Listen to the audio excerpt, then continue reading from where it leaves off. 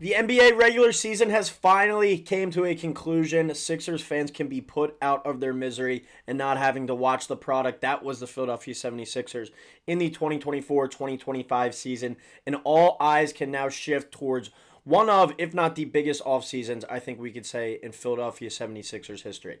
This is a must-have, nail-it off season with everything that went wrong this past year. Basically, anything that could have went wrong. Whether it was Joel Embiid's injury, Paul George not performing and injured as well, Jared McCain's injury, Tyrese Maxey's injury, the up and down coaching of Nick Nurse, the questionable moves by Daryl Morey. Everything that went wrong for this Sixers team. And quite frankly, it's good to it just be over, and now we can shift our focus and attention towards hopefully a strong offseason that can lead to a turnaround next year. Joel Embiid back on the floor, Tyrese Maxey, Paul George, Jared McCain at full strength, hopefully Quentin Grimes back, and all eyes are now shifted towards the NBA draft lottery, which is just about a month away. And the 76ers hopefully being able to keep that top six protected pick. After the conclusion of the season, the Sixers had the fifth worst record in the NBA, so that gives them the fifth best chances at the number one overall pick, a 10% chance there. But still, very good odds at keeping that top six protected pick right now.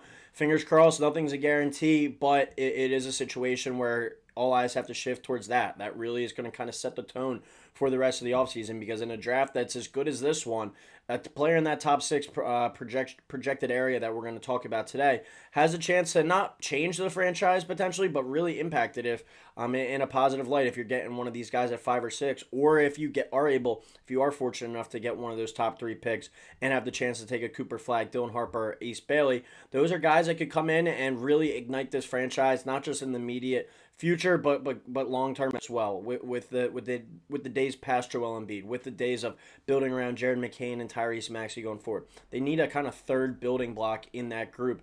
And a guy that we're going to talk about today could potentially be there in that mix. I want to talk about Illinois star freshman guard, another overseas player. In our last episode, we talked about Igor Demon out of BYU, an overseas guard. Today we're going to talk about Kasparas Jakucionis out of Illinois, a 6'6 guard from Lithuania, just turned 19 years old, and he was a fun player to watch this year. He declared for the NBA draft officially today. It was a move that was expected, but still wasn't 100% guaranteed. Igor Demon, a player that we talked about in the last video, was more of a 50-50 kind of thing.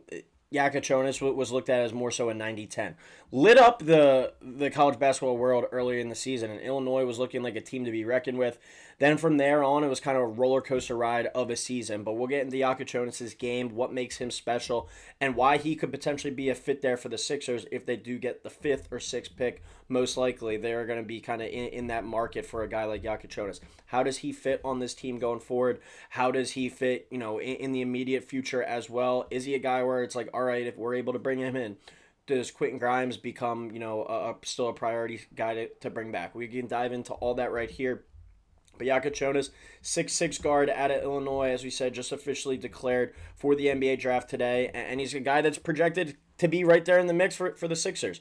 6'6", 200 pounds. And if you watch Illinois basketball this year, a very fun team to watch, a very exciting brand of basketball, played up and down, a lot of high-scoring games. When they were scoring in the 80s and 90s, they were one of the top teams in the country. They had an up-and-down year. They had a lot of illnesses, injuries, guys just not in the lineup throughout the middle of the season. Kind of started getting better as the season finished off, but then they get dropped by Kentucky in the round of 32 in the NCAA tour. But in Jakucionis' lone freshman season here at Illinois, 15 points, 5.7 rebounds, 4.7 assists per game. And as I was saying, I was a volatile team, I think is a good word to use for this Illinois team this year.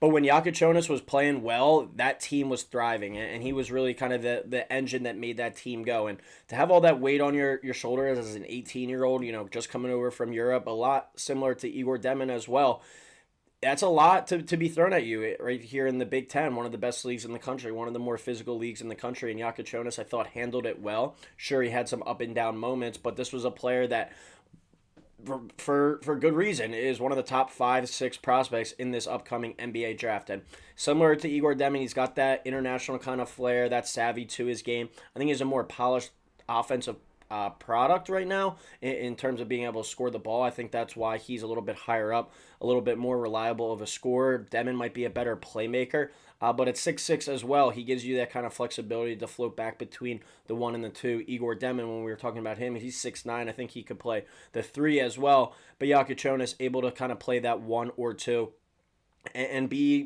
whether you want to start him alongside Tyrese Maxey, bring Jared McCain off the bench, vice versa, whatever you kind of see fit. As we know it from Daryl Morey's press conference yesterday as well, him and Nick Nurse will still be back. So Nick Nurse, it's kind of what he looks like and looks to envision his roster going into the season next year. But one of the main things that we're going to have to clean up with Jakucionis' game is the turnovers. The playmaking's there, the ability to make the crazy passes, to pick apart the pick and roll is there, but a lot of times he's forcing 3.7 turnovers per game. You look in the NCAA tournament, against Kentucky, 6 turnovers. Against Xavier, 6 turnovers. Against Maryland, 6 turnovers. Against Iowa, 6 turnovers. Against Purdue, 2 turnovers. But that's just a streak of 5 games right there where, he's averaging a little over 5 turnovers per game over that span. So that's the main thing we got to clean up with his game right now. Also only shot 31.8% from 3 and 44% from the field. So wasn't the most efficient player. But as I said, this was a guy that kind of Illinois gave him the ball and was basically like, run the show for us. And that's a lot of pressure on a young guy at the college level, at the Big Ten, from coming over from Europe. As we know, it's a different game at times with the European game and the American game, having to adjust and having to translate kind of to that and learning it from that. So, but he was able to do it on the fly, and when he was looking good, he was looking like an elite player, like even in the discussion to be the guy behind Cooper Flagg. You could, at certain points of the season, I think, point to him and Dylan Harper and be like, it's kind of 1A and 1B for the potential number 2 spot behind Cooper Flagg. That's how good Jakucionis looked in spurts and in moments. Really good feel for the game, but as you said, just needs a little bit more maturing. And I think the Sixers are a kind of good fit for him because he's not going to be thrown in the fire and need to produce right away. He's going to be able to kind of learn on the fly. We already got 2 established guards in Maxey and McCain definitely coming back, and hopefully Quentin Grimes coming back as well. There won't be as much pressure on him. Let him continue to work on his jump shot, but he is also a player like we talked about with Demon. He is able to come in and contribute stuff right away. His feel for the game, his ability to put the ball on the floor and score and create for others as well. The turnover is certainly going to have something he has to clean up, but I think that's just something that gets kind of adjusted to over time. He's playing against bigger, faster, stronger opponents than he was most likely over in Europe. This is going to be a little bit of a learning curve, but all the potential is there to be a high quality guard. The name Luka was thrown out at points at the beginning of the season. Nothing close to him, I don't think, but he's got that European feel and that European flash and that savvy kind of to his game. And I think the ability to be not an all-star type of guard, but a really strong, 15 point per game, 7 assists, somewhere in that kind of realm, 4 rebounds, in the right type of situation. Would he average out on the Sixers with a lot of other guards already kind of in the mix? I don't know, but it is a situation where I think he's going to be a guy that the Sixers certainly look to bring in for a workout at the least and pay close attention to the potential of him. Are there other guys in the mix that I think the Sixers will probably value over Jakucionis right now? Potentially. A guy like Trey Johnson out of Texas that we talked about, Con Knipple out of Duke that we've talked about, maybe overall better fits or kind of long-term vision. But Jakucionis' playmaking, feel for the game, and ability to kind of create for himself as an 18-year-old is something that, doesn't walk into the NBA every single day. So the Sixers, I think, for sure are going to take a long, hard look at him. You look at this big board right here. He's at number 8 on Tankathon. They just updated their big board, I believe it was 5 days ago.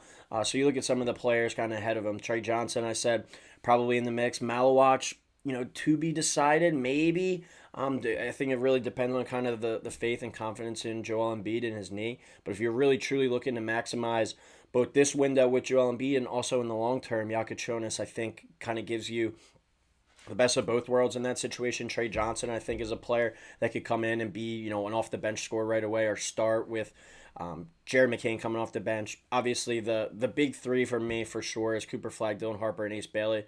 From there, I think it's kind of like pick your poison. Do you want to take a chance on an more explosive guard like VJ Edgecombe, or more of a overall kind of polished, better feel for the game, the ability to create as well, the savvy with the ball in his hands in Jakucionis, and kind of live with the turnover woes as he kind of gets better, or take another big man in Derek Queen. We're going to be talking about and doing deep dives on all these prospects, and hopefully it's all not for nothing, and the Sixers are able to acquire that top 6 pick. But Jakucionis is a guy that certainly is going to be there in the conversation. So him declaring for the draft today, officially coming out and saying that he's going to be in the 2025 draft, not entering the portal, not remaining his eligibility or whatever. He is just full-fledged in the NBA draft process right now. It's going to be an interesting one to follow with him, but I think the talent's certainly there to be a very good guard in the NBA. Has to clean up those things like the jump shot and his turnovers, but with the turnovers, a lot of it's the playmaking and kind of just learning